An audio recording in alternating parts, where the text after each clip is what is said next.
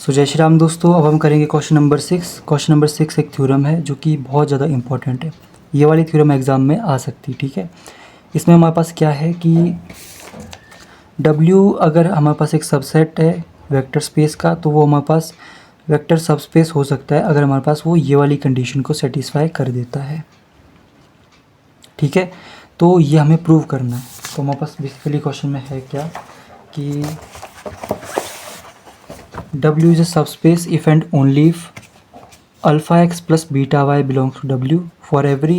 ये जो x है, ये एक्स वाई है, ये हमारे पास W से है, और अल्फ़ा बीटा हमारे पास स्केलर है जो कि फील्ड के एलिमेंट की फील्ड से बिलोंग कर रहे हैं। ये हमें प्रूव करना है, ठीक है। तो क्या करते हैं कि भाई देखो, इफ़ एंड ओनली इफ है तो नेसेसरी सफिशिएंट कंडीशन लेके चलना पड़ता है। तो नेसेसरी कंडीशन, ठीक है। नेसेसरी कंडीशन में हमारे पास क्या होता है, जो हमारे पास लेफ्ट हैंड साइड में होता है उसको गिवन लेते हैं। तो let W is a subspace, ठीक है।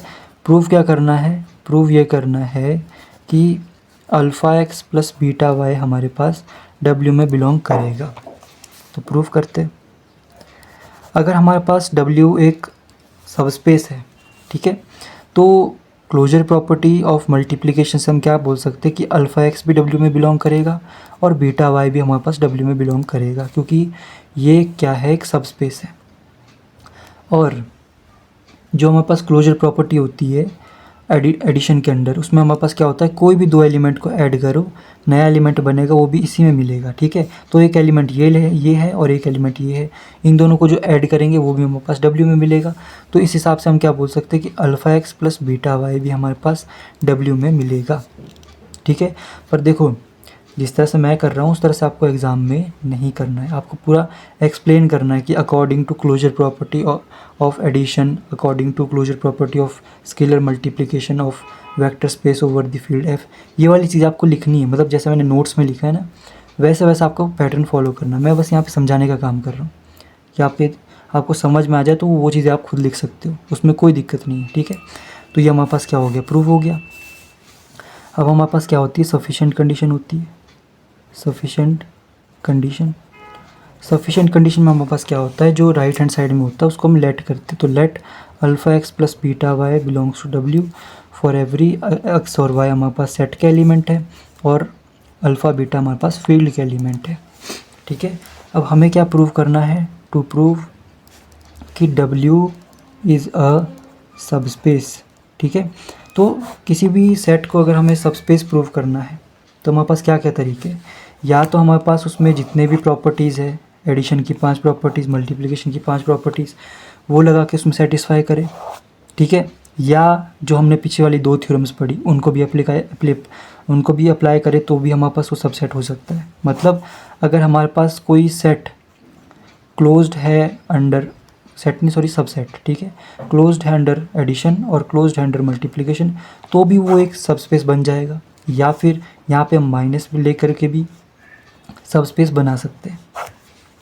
तो ये 3 तरीके हैं, जिसमें से पहला तरीका हमारे पास यूज़ नहीं होगा। क्यों नहीं होगा, मैं इसको आपको रीज़न बताता हूँ, ठीक है। देखो, जैसे हमारे पास क्या है कि ये गिवन है और हमें प्रूव करना है कि ये एक सबस्पेस है कि नहीं है। पहला वाला तरीका का मतलब हुआ कि हमें सारी प्रॉपर्टीज़ को लगा के दिखाना है, ठीक है। तो अगर मैं इसको लगा के दिखाऊँ, जैसे पहली प्रॉपर्टी हमारे पास क्लोजर होती है, ठीक है। क्लोजर में हमारे पास क्या होता है कि हमें बताना है कि x प्लस वाई भी हमारे पास W में बिलोंग कर रहा है। गिवन हमारे पास ये चीज़ है, alpha x plus beta y belongs to W, ये हमारे पास गिवन चीज़ है। अब यहाँ से हमें कुछ ऐसा तिकड़म लगानी है कि ये हमारे पास बन जाए। तो बनाने के लिए मैं कर सकता हूँ, अल्फ़ा की जगह मैं 1 ले सकता हूँ और बीटा की जगह मैं 1 ले सकता हूँ, तो भी हमारे पास क्या हो जाएगा, ये हो जाएगा। बट ऐसा नहीं होता। क्यों नहीं होता, क्योंकि देखो, अल्फ़ा की भी वैल्यू 1 है, बीटा की भी वैल्यू 1 है। इसका मतलब ये हुआ कि दोनों हमारे पास सेम है कि नहीं। तो हमारे पास दोनों हम सेम, मतलब इसका मतलब ये हुआ कि बीटा भी अल्फ़ा ही है, अल्फ़ा भी बीटा ही है। तो ऐसा हमने नहीं लिया, हमने डिस्टिंक्ट लिए है। अल्फ़ा हमने अलग लिया है, बीटा अलग लिया है, तभी इसकी रिप्रेजेंटेशन अलग है।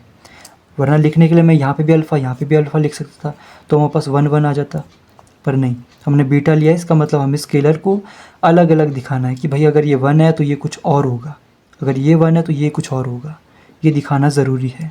इसलिए पहला वाला तरीका हमारे पास काम नहीं करेगा, दूसरा वाला तरीका भी इसी कारण के कारण नहीं इस्तेमाल हो सकता, ठीक है। क्योंकि अगर हमें ये प्रूव करना है तो हमारे पास x प्लस वाई इसमें होना चाहिए, और x प्लस वाई हम नहीं कर सकते, क्योंकि उसके लिए हमारे पास अल्फ़ा भी 1 लेना पड़ेगा, बीटा भी 1 लेना पड़ेगा, जो कि हम नहीं ले सकते। ये दोनों हमने अलग अलग स्केलर लिए तो इसको अलग लेना पड़ेगा, ठीक है। तो बचा हमारे पास ये वाला। इसमें हमारे पास क्या है कि अगर इसको सब स्पेस प्रूव करना है तो हमें बेसिकली करना क्या है कि x माइनस वाई भी हमारे पास W में बिलोंग होना चाहिए, और अल्फ़ा x भी हमारे पास W में बिलोंग हमें प्रूव करवाना है। तो ये हम कर सकते हैं। कैसे कर सकते हैं भाई? देखो प्रूफ में अगर मैं क्या लिखूँ कि लेट अल्फ़ा इज़क्वल्स टू 1 और बीटा इज़क्वल्स टू -1, ठीक है। तो इसको मैंने 1 ले लिया, इसको -1 ले लिया, तो हमारे पास क्या आ गया 1x प्लस -1 इंटू वाई, ये भी हमारे पास W में बिलोंग करेगा, ठीक है।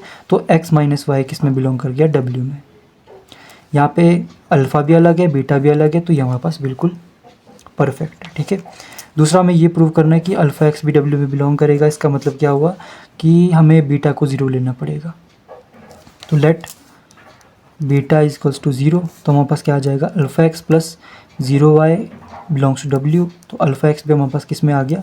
W में आ गया। तो यहाँ पे दोनों चीज़ें हमारे पास जब प्रूव हो गई कि x माइनस वाई भी हमारे पास W में मिल गया और अल्फ़ा x भी W में मिल गया, तो हमारे पास ये ऑटोमेटिकली W क्या हो गया? एक सब स्पेस हो गया। इसका मतलब ये हुआ कि अगर हमारे पास कोई भी सबसेट, ठीक है, वेक्टर स्पेस का कोई भी एक सबसेट जिसे W है, वो हमारे पास alpha x plus beta Y अगर हमारे पास ये कंडीशन को सेटिस्फाई कर देता है तो वो हमारे पास ऑटोमेटिकली एक सब स्पेस बन जाएगा, ठीक है। तो ये हमारे पास थ्योरम है जो कि बहुत इंपॉर्टेंट है, क्योंकि आपको यहाँ पे पता होना चाहिए कि अल्फ़ा को हम 1 लेंगे, बीटा को -1 लेंगे, तो इस तरह से हमारे पास ये होगा, ठीक है।